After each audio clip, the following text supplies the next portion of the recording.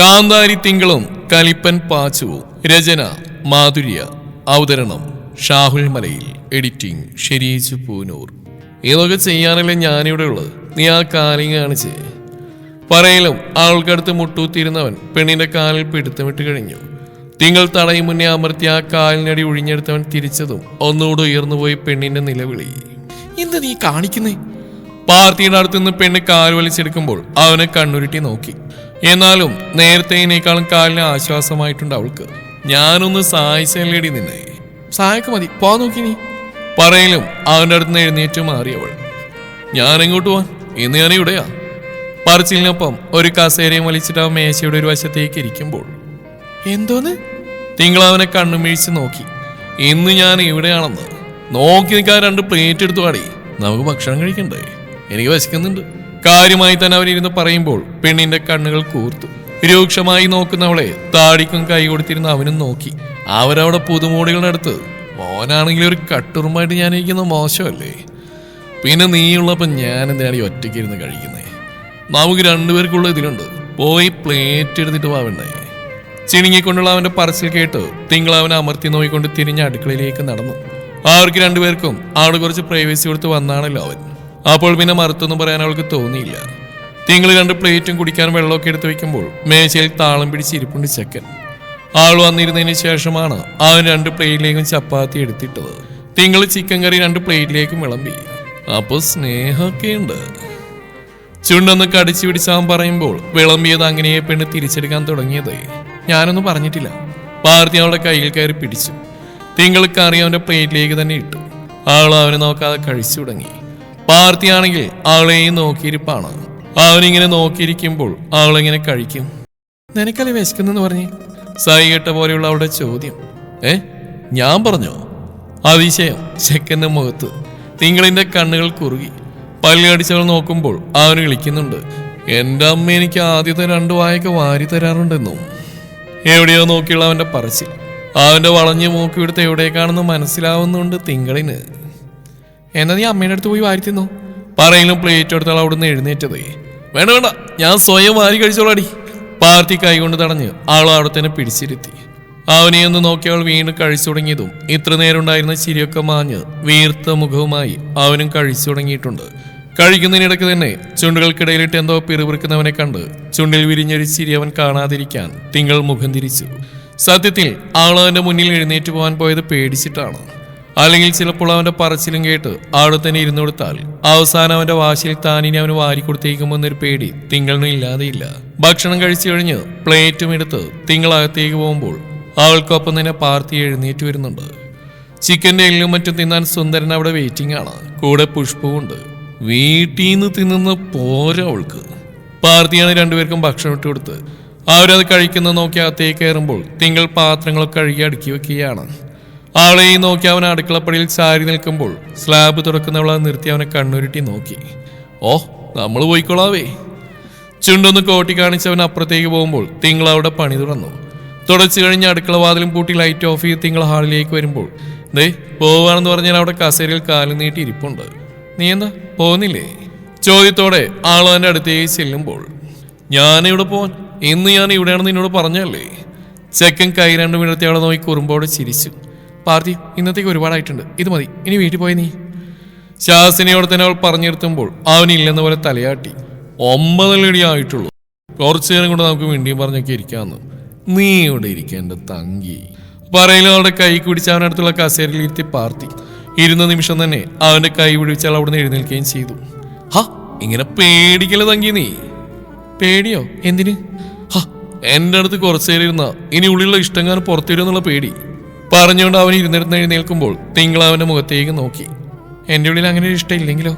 മുഖത്ത് നോക്കി ഇങ്ങനെ കള്ളം പറയലടി കള്ളി. പല്ലുകടി ചിരിച്ചുകൊണ്ടുള്ള അവന്റെ പറച്ചിലിനൊപ്പം പാർത്തികളുടെ അടുത്തേക്ക് 2 ചൂട് കൂടെ വെച്ചു. തിങ്കൾ പിന്നിലേക്ക് പോയി ചുമരിലിടിച്ച് നിന്നു. വേണമെങ്കിൽ ഇത് തെളിയിക്കാൻ ഒരു സിമ്പിൾ എവിഡൻസ് ഞാൻ നിനക്കിപ്പോൾ തരാം. നിനക്ക് എന്നെ ഇഷ്ടമില്ലായിരുന്നെങ്കിൽ ഈ നിമിഷം ഞാനിങ്ങനെ നിന്റെ മുമ്പിൽ നിൽക്കില്ലായിരുന്നു. നീ നിർത്തില്ലായിരുന്നു. പൊരിക 2 പൊക്കിയും താഴ്ത്തിയും അവൾക്കടുത്തേക്ക് അവൻ മുഖം താഴ്ത്തുമ്പോൾ തിങ്കൾ അവനിൽ നിന്ന് കണ്ണുകൾ വെട്ടിച്ചു മാറ്റി. ഇതൊക്കെ നീ തന്നെ സ്വയം ചിന്തിച്ചു കൂട്ടുന്ന, എനിക്ക് അങ്ങനെയൊന്നുമില്ല. പറച്ചിലും അവനടുത്ത് നീങ്ങി മാറിയും തിങ്കൾ. പാർത്തിയുടെ മുഖമൊന്ന് മുറുകി. എന്നാലും അവനവിടെയുള്ള ക്ഷമയും കടിച്ചു പിടിച്ച് നിൽക്കുകയാണ്. നീ എന്തൊക്കെ പറഞ്ഞാലും എനിക്കറിയാം നിനക്ക് എന്നെ ഇഷ്ടമാണെന്ന്. പക്ഷേ സമ്മതിച്ച് തരാൻ വയ്യ നിനക്ക്, അതല്ലേ കാര്യം. പക്ഷേ ഞാൻ നിന്നെ കൊണ്ട് സമ്മതിപ്പിക്കും. അധികം വൈകാതെ തന്നെ നടക്കും. എന്നാലും വാശി നിറഞ്ഞ സ്വരത്തിൽ പാർത്തിയുടെ ശബ്ദം വീണ്ടും തിങ്കളുടെ നേരെ ഉയർന്നു. അവൾ അവനെ ഒന്ന് തിരിഞ്ഞു നോക്കി. അത്രയും നിസ്സഹായമായ അവളുടെ നോട്ടത്തിൽ അവന്റെ ചുണ്ടുകൾ കൂർത്തു. എനിക്ക് നിന്നോട് മുന്നേ പറഞ്ഞാൽ ഇപ്പോഴും പറയാനുള്ളൂ. സെൽഫ് ഇൻഡിപെൻഡന്റ് ആകാൻ മാത്രമേ ഞാനിപ്പോൾ ആഗ്രഹിക്കുന്നുള്ളൂ. മറ്റൊരു കമ്മിറ്റ്മെന്റിലേക്ക് ഇറങ്ങിച്ചാൽ എനിക്ക് വയ്യ. കിട്ടിയോണ്ട് തന്നെ തൃപ്തിപ്പെട്ടിരിക്കാൻ ഞാൻ. തിങ്കൾ അവളുടെ ഉള്ളിലുള്ള അവനോട് തുറന്നു പറഞ്ഞ് കഴിഞ്ഞിരിക്കുന്നു. പേടിയാണ് അവൾക്ക്. ഇനിയൊന്നിലും ചെന്ന് ചാടാൻ വയ്യ. അതിപ്പോൾ അവളുടെ ലൈഫിൽ വന്ന് കടന്നുപോയുടെ സ്വഭാവം വെച്ച് ഇവരെ കമ്പയർ ചെയ്തിട്ടൊന്നുമില്ല പെണ്ണ്. പക്ഷേ ചൂടുവെള്ളത്തിൽ വീണ പൂച്ച പച്ചവെള്ളം കണ്ട് പേടിക്കും പോലെയാണ് തിങ്കളിന്. ഇപ്പതാ അവരുടെ അമ്മയും അവനും മാത്രമല്ല അവിടെ, അവരുടെ ഫാമിലി വലുതായിരിക്കുകയാണ്. ചാന്ദിനിയെ പോലെ തന്നെ പാർത്തി അനിരുദ്ധനും അവൾക്കുള്ളിൽ സ്ഥാനം പിടിച്ച് കഴിഞ്ഞിട്ടുണ്ട് ഇപ്പോഴെന്ന് അവൾക്കറിയാം. പക്ഷെ അതിൽ പാർത്തിയുടെ സ്ഥാനത്തേക്ക് കാടുകയറി ചിന്തിക്കാൻ അവൾക്ക് ഇത്തിരി പേടി തന്നെയാണ്. അതുകൊണ്ട് തന്നെയാണ് അവനിൽ നിന്ന് ഒഴിഞ്ഞു മാറിക്കൊണ്ട് അവളുടെ ജീവിതം സമാധാനത്തിൽ ജീവിച്ചു പോകുന്നത്. പക്ഷെ അതിനേക്കാളും വലിയ സമാധാനവും സന്തോഷവും ആ കുടുംബം അവൾക്ക് തരുമെന്ന് ചിന്തിക്കാൻ തിങ്കളിന് കഴിയുന്നില്ല. എന്നാൽ പാർത്തിക്ക് ചിന്തിക്കാതിരിക്കാൻ കഴിയില്ലല്ലോ. എനിക്ക് പക്ഷെ ഇപ്പൊ തൃപ്തികരമായ ജീവിതമല്ല. മനസ്സ് നിറഞ്ഞൊന്നും സന്തോഷിക്കണമെന്നുണ്ടെങ്കിൽ നമ്മുടെ കല്യാണം കൂടി കഴിഞ്ഞേ പറ്റൂ. പാർത്തിയുടെ മറുപടി എത്തുമ്പോൾ എന്താണ് ഇനി ഇവനോട് പറയേണ്ടതെന്ന് അവൾക്ക് അറിയില്ല. നീ പോകാൻ നോക്ക് പാർത്തി. തിങ്കളെല്ലാം വിട്ട് പിന്നെയും പറയുന്നുണ്ട്. ഞാനിവിടെ കിടക്കാടി. അതോടെ പാർത്തിയും അവന്റെ ആ മൂഡിലേക്ക് തിരിച്ചു വന്നിട്ടുണ്ട്. പെണ്ണിന്റെ മുഖം വന്ന കലയിൽ ചുവന്ന് കയറി. അവരുടെ പ്രൈവസിയിൽ ഞാൻ പോയി തലയിട്ടെന്ന് ആലോചിച്ചിട്ട് എനിക്ക്. തിങ്കളോട് തുറന്നവൻ പറയുമ്പോൾ വെറുതെ അല്ല, ചെറുതായൊരു ചമ്മലും നാണവും പാർത്തിയുടെ മുഖത്തുമുണ്ട്. പ്രൈവസിയിൽ തലയിടുന്നെന്ന് പറയാൻ നീ അവിടെ നടക്കുന്നല്ലോ കയറി കിടക്കാൻ പോകുന്നു. പോ, കൂടുതൽ സംസാരിക്കാൻ പോയ ഇവിടുന്ന്. പറയലും ചെക്കനെ നെഞ്ചിൽ പിടിച്ച് ഉന്തിത്തള്ളി തിങ്കൾ അവനെ പുറത്തേക്ക് എത്തിച്ചതും പാർത്തി അവളെ രണ്ടു കൈയിലും മുറുകെ പിടിച്ച് അവനടുത്തേക്ക് വലിച്ചു. ആ അപ്പന്റെ തങ്കിക്ക് തമാശയൊക്കെ പറയാനറിയാം. ഇതൊക്കെ എവിടുന്ന് പഠിച്ചടി? കളിയാക്കി അവൻ ചോദിക്കുമ്പോൾ പോടാ എന്നൊരു വിളിയോടെ തിങ്കൾ അവന്റെ കൈ പിടിക്കാൻ നോക്കി. അവളുടെ ശ്രമം നിന്നോ പെണ്ണിന്റെ കയ്യിൽ നിന്ന് അവൻ പിടിവിട്ടു. തിങ്കൾ അവനെ കണ്ണുരുട്ടി നോക്കുമ്പോ good night my angry bird. പറച്ചിലിനൊപ്പം ചുണ്ടു ഉറപ്പിച്ചൊരു ഉമ്മയും കൊടുത്തവൻ അങ്ങ് പോയതും പെണ്ണവിടെ കുറച്ചേരം സ്റ്റക്കായി നിന്നുപോയി. അവൻ ആ മതിലും ചാടി അപ്പുറത്തേക്ക് എത്തി. അവിടുന്ന് ഇങ്ങോട്ട് തിരിഞ്ഞു നോക്കി ഒരു കൈവീശലും കൊടുത്തു കഴിഞ്ഞാണ് തിങ്കൾ അകത്തേക്ക് കയറി വാതിലടച്ചത്. പാർത്തി തിങ്കളുടെ അടുത്തേക്ക് പോയതിനു ശേഷം അധികം വൈകാത്ത അനിയത്തിനും ചാന്തിയും ഭക്ഷണം കഴിക്കാനിരുന്നു. അവർക്കിടയിൽ സംസാരിക്കാൻ വിഷയങ്ങളൊന്നും പഞ്ഞമില്ലെങ്കിലും അവരുടെ സംസാരം ഇപ്പോൾ തുടങ്ങുന്നതും സംസാരിക്കുന്നതുമെല്ലാം പാർത്തിയിൽ തന്നെയാണ്. സുജാത തിങ്കളിനെ കുറിച്ച് ചോദിച്ച കാര്യവും ദർശനയുടെ കാര്യവും പാർത്തിയോട് പറഞ്ഞില്ലെങ്കിലും അനിരുദ്ധൻ ചാന്ദിനിയോട് പറഞ്ഞു. കൂടെ അനിരുദ്ധൻ കൊടുത്ത മറുപടിയും മതി. അനിയേട്ടൻ കൊടുക്കേണ്ട മറുപടി തന്നെ അവിടെ കൊടുത്തു കഴിഞ്ഞുകൊണ്ട് പ്രശ്നം സോൾവ്. ചാന്ദിനി സന്തോഷത്തോടെ തന്നെ ഭക്ഷണം കഴിച്ച് എഴുന്നേറ്റു. മൂളിപ്പാട്ടോടെ പിന്നിൽ നിന്ന് കെട്ടിപ്പിടിച്ച അനിരുദ്ധന്റെ കൈകളും കാതിലാമർന്ന അധരങ്ങളും കഴുകി വെച്ച പാത്രങ്ങൾ അടുക്കി വെച്ചുകൊണ്ട് ആ പാട്ടിന്റെ ബാക്കി കൂടെ പാടി അനിരുദ്ധന്റെ നെഞ്ചിലേക്ക് ചാഞ്ഞു ചന്തു. രണ്ടു കൈകൊണ്ട് ഒന്നുകൂടെ അവളെ വാരിപ്പുണർന്ന് പിടിക്കുമ്പോൾ മ്യാവു എന്നൊരു വിളിയോടെ ദേ അവരുടെ കാലിന്റെ ഇടയിൽ പുഷ്പു. പറയലും അനിരുദ്ധ അവിടുന്ന് നീങ്ങി മാറി. ചാന്ദിനി നോക്കുമ്പോൾ ഒരുത്തി മുഖം തുടച്ചിരിപ്പാണ്. തിങ്കളുടെ അവിടുന്ന് കഴിച്ചിട്ട് വരുന്ന വഴിയാണ് പെണ്ണ്. ഇതിനെ കൂട്ടിക്കൊണ്ടിട്ടേ ചന്തു. നിന്നെടുത്ത് തന്നെ അനിരുദ്ധം പറയുമ്പോൾ ഈ അനിയേട്ടൻ എന്നൊരു പറച്ചിലോടെ പുഷ്പുവിനെ എടുത്ത് ചന്തു അപ്പുറത്തേക്ക് പോയി. പുറകെ അനിരുദ്ധനും. ചന്തു അവളെ കൂട്ടിലാക്കി വരുമ്പോൾ അനിരുദ്ധൻ ഹാളിലെ സെറ്റിൽ ചെന്നിരിക്കുന്നുണ്ട്. കുഞ്ഞപ്പന് കഴിക്കാൻ ഒരു പഴം വെച്ചു കൊടുത്ത് ചാന്ദിനി അങ്ങോട്ട് തന്നെ ചെന്നു. മൻമു പിന്നെ പൂമുഖത്താണ് കിടപ്പ്. അനിരുദ്ധൻ അവിടെ കൈപ്പിടിച്ച് തനിക്ക് അടുത്തേക്ക് ഇരുത്തി. പാച്ചു എത്ര നേരം അങ്ങോട്ട് പോയിട്ട് ഇതുവരെ കണ്ടില്ലല്ലോ അവനെ. ചാന്ദിനിയുടെ കൈവിരലുകൾ മുഴുവനും തന്റെ കൈക്കുള്ളിൽ പൊതിഞ്ഞു പിടിച്ചു അനിരുദ്ധൻ. അവന്റെ തങ്കിയുടെ അടുത്തേക്കല്ലേ ഇപ്പൊ പോയിരിക്കുന്നത്. ഇനിയിപ്പോ അവൻ നമ്മുടെ കാര്യം പറഞ്ഞ് അവിടെ കിടക്കാനും മതി. ചന്തു കള്ളച്ചിരിയോടെ പറയലും അനിരുദ്ധന്റെ തോളിലേക്ക് ചാരി. ഇനിയിപ്പോ അങ്ങനെ കിടന്നുകളയോ അവൻ? അനിരുദ്ധന്റെ മുഖത്തും ചിരി. പിന്നെ ഇപ്പൊ കിടത്തിയന്നെ മോള്.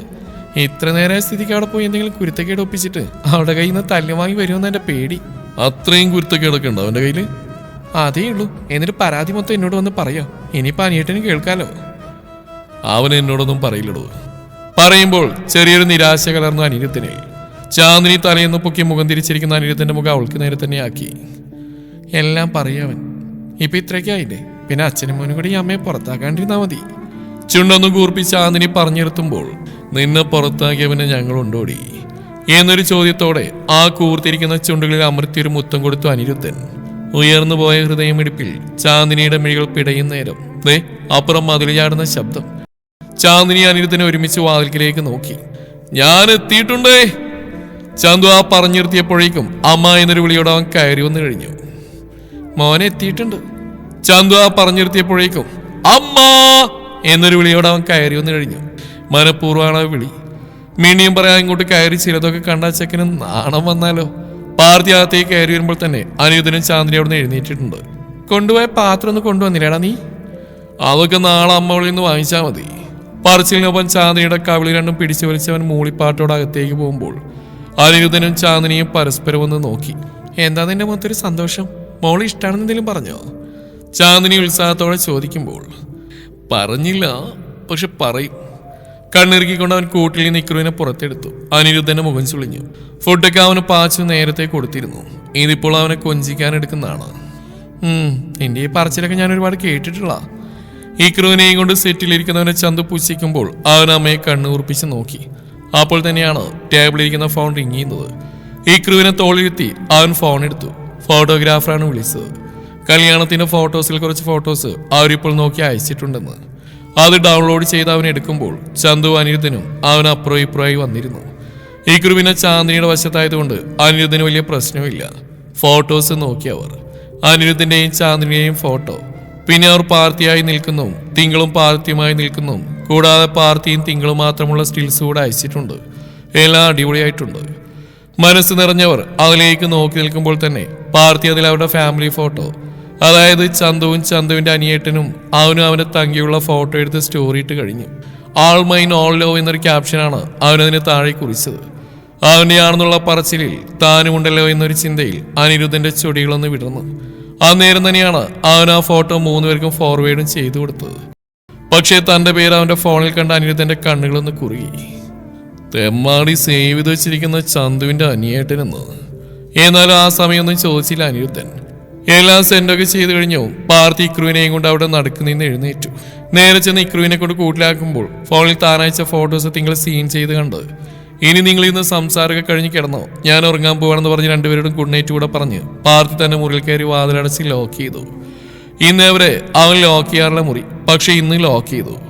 കൂടെ ഫോട്ടോ കണ്ടിട്ട് റിപ്ലൈയും തരാത്തവളോട് ഫോട്ടോ കണ്ടില്ലേ നീ എന്ന് ചോദിക്കുകയും ചെയ്തു. കാണാതിരിക്കാൻ എനിക്ക് കണ്ണിന് കുഴപ്പമൊന്നുമില്ലെന്ന് അവൾ തിരിച്ചയച്ചതും ചെക്കൻ ആവേശമേറി. അവളെ ചൂടുപിടിക്കാനെന്ന പോലെ അവരുടെ ആദ്യത്തെ ചാറ്റിങ് ഓരോന്നൊക്കെ ചോദിച്ച് പിന്നെയും അവൻ അവളെ ശല്യപ്പെടുത്തി കൊഴിപ്പിക്കുമ്പോൾ ആ നെറ്റൊന്ന് ഓഫ് ചെയ്ത് ഫോൺ മാറ്റിവെച്ച് അവന്റെ ശല്യം ഒഴിവാക്കാൻ ശ്രമിക്കാതെ തിങ്കളും അവന് തിരിച്ച് മറുപടിയും കൊടുത്തുകൊണ്ടേയിരുന്നു. നമുക്കെന്നാ കിടക്കാൻ ചന്തു. പാർത്തി മുറിയിൽ കയറി വാതിലടച്ചും മുൻവാതിലടച്ച് ലോക്ക് ചെയ്താണ് അനിരുദ്ധൻ ചാന്ദിനിയുടെ മുന്നിലേക്ക് എത്തുമ്പോൾ ഉള്ളിലെ പരിഭ്രമത്തിൽ അവളുടെ മുഖം ചുവന്ന് കയറി. അത് കണ്ടിട്ടോ എന്തോ അനിരുദ്ധന്റെ ചുണ്ടിലെ കള്ളച്ചിരി കണ്ണിലേക്കും പടർന്നു. വായോ. ആൾ നീട്ടിയ കയ്യിൽ ചാന്ദിനിയുടെ കൈകളും ഇതുവരെ ഇല്ലാത്ത ചെറിയൊരു വിറയിലോടെ ചേരുമ്പോൾ ആ കയ്യിൽ മുറിയൊന്ന് പിടിച്ചു വലിച്ച് തന്റെ നെഞ്ചിലേക്കിട്ട് അവളെ വാരിയെടുത്ത അനിരുദ്ധൻ. അനിയേട്ടാ. പെട്ടെന്നുള്ള അവന്റെ പ്രവൃത്തിയിൽ ഞെട്ടിപ്പടഞ്ഞുള്ള ചന്തുവിന്റെ വിളി എന്താണെന്ന പോലെ മൂളിക്കൊണ്ട് ആൾക്ക് നേരെ മുഖം താഴ്ത്തിയ അനിരുദ്ധൻ. വാശുണ്ടവിടെ. പതിഞ്ഞുപോയി ചന്തുവിന്റെ സ്വരം. നമുക്ക് വേണ്ടി നമ്മുടെ മോൻ മുറി അടച്ചിട്ട് എപ്പോഴേ കിടന്നു എന്റെ ചന്തു. ഇനി നമുക്ക് നമ്മുടേത് മാത്രമായ നിമിഷങ്ങളിലേക്ക് കടന്നു പോവാം. പറയലും ആളെയും കൊണ്ട് അനിയത്തിന് അവരുടെ മുറിയിലേക്ക് നടന്നു. ലോക്ക് ചെയ്യാത്ത ചാന്ദിനിയുടെ മുറിയുടെ വാതിലും ഇന്ന് ലോക്ക് വീണു. എന്നെന്നും ഒരു നോവോടെ നഷ്ടബോധത്തോടെ ഇരുവരും ഓർത്തിരുന്ന അവരുടെ പ്രണയകാലത്തേക്ക് ഇനി വേദനയുടെ മൂടുപടങ്ങളില്ലാതെ അത്രയും ആനന്ദത്തോടെ തിരിച്ചു പോകാൻ ഇരുവരും മനസ്സുകൊണ്ട് മോഹിച്ചു പോകുന്നു. അത്രയേറെ കൊതിച്ചു പോകുന്നു. ബെഡിലായി ചാന്ദിനിയെ ചായച്ചിടത്തി അനിരുദ്ധൻ അവൾക്ക് അടുത്തേക്ക് കിടന്നു. ചാന്ദിനി അവനെ നെഞ്ചിലേക്ക് ചേരുമ്പോൾ അനിരുദ്ധന്റെ കൈകളോടെ പുണർന്നു. പറയാൻ അവർക്ക് വാക്കുകളുണ്ടായിരുന്നില്ല. ആ നിമിഷം രണ്ടുപേരും സംസാരിച്ചത് ആ കലങ്ങി നിറഞ്ഞ മിഴികൾ കൊണ്ടായിരുന്നു, കൂടെ അധരങ്ങൾ കൊണ്ടും. ഉള്ളിൽ നിറഞ്ഞു തുളുമ്പുന്ന പ്രണയം ഒരു ചുമ്മനമായി ചാന്ദിനിയുടെ നെറ്റിൽ അനിരുദ്ധൻ പതിപ്പിച്ചു. ആദ്യം ചാന്ദിനിയുടെ കൈകളും തന്റെ പ്രിയതമനെ നെഞ്ചോട് അണച്ചു പിടിച്ചു. നാണത്തിലും ആനന്ദത്തിലും കുതിർന്നവരുടെ ചുടികളിലെ പുഞ്ചിരി തീവ്രമായ പ്രണയത്തോടെ അനിരുദ്ധൻ കവർന്നെടുക്കുമ്പോൾ ചാന്ദിനി അവന്റെ അധരങ്ങൾക്ക് വേണ്ടി മത്സരിച്ചിരുന്നു. ഗാഢമായ ചുംബനം ആർക്കുള്ളിൽ വലിയൊരു പ്രകമ്പനം തന്നെ സൃഷ്ടിച്ചു. മെയ്യും മന അവരുടെ ഇണയോട് കൂടിച്ചേർന്നതിന്റെ ആവേശത്തിൽ തുടിക്കുമ്പോൾ അവയെ ഇനിയും തടഞ്ഞു നിർത്താൻ അവർ ശ്രമിച്ചില്ല. ശ്രമിച്ചാലും അവർക്കതിന് കഴിയില്ല. ഇണിയാൽ തീരാത്ത ചുംബനങ്ങൾ, ഗാഢമായ ആലിംഗനങ്ങൾ, ഉടയാടകളുടെ മറകൾ പോലും തങ്ങളിൽ നിന്ന് അകന്നു മാറിയത് അവർ അറിഞ്ഞില്ല. അനിരുദ്ധന്റെ കരുത്തുറ്റ കരങ്ങളുടെ ശക്തി ചാന്ദിനി പിന്നെയും അറിഞ്ഞു. അത്രയേറെ സ്നേഹിച്ച പ്രണയിച്ച രണ്ടുപേർ കാലങ്ങൾക്കിപ്പുറം അവരുടെ പ്രായമോ രൂപമോ ഒന്നും തടസ്സമില്ലാതെ പിന്നെയും ശരീരം കൊണ്ടും മനസ്സുകൊണ്ടും വീണ്ടും ഒന്നായി ഇവിടുന്ന് ഒഴുകി തുടങ്ങുകയാണ്. ആത്മനിർവൃതിയോടെ വിയർത്തുപോയ അനിരുദ്ധന്റെ മാറിലേക്ക് ചന്തു ചായുമ്പോൾ പുതപ്പെടുത്തി ഇരുവരെയും പൊതിഞ്ഞ് അനിരുദ്ധൻ അവൾ ഒന്നുകൂടെ അടക്കി പിടിച്ച് നെറുകയിൽ ചുണ്ടമർത്തി. അനിയേട്ടാ, പതിഞ്ഞൊരാവിളിയിൽ മൂളി അനിരുദ്ധൻ. എന്നോട് പണ്ടുണ്ടായ അത്ര എന്നെ ഇഷ്ടം ഇപ്പോഴും ഉണ്ടോ? ചെറിയൊരു കുനിഷ്ട് പിടിച്ച ചോദ്യം. ഇത് ഞാൻ തിരിച്ചു ചോദിക്കട്ടെ? ചാന്ദിനിയുടെ മുഖം അങ്ങനെ പിടിച്ചുയർത്തി അനിരുദ്ധൻ. ഞാൻ ചോദിച്ചതിന് ഉത്തരം പറ ആദ്യം. വാശി പിടിച്ചവളുടെ മുഖം പാർത്തിയുടെ അതേ വാശി പിടിച്ച മുഖം പോലെ. പണ്ടുണ്ടായതിനേക്കാളും 100 ഇരട്ടി ഇഷ്ടമാണ് ചന്തു എനിക്ക് നിന്നോടിപ്പോ.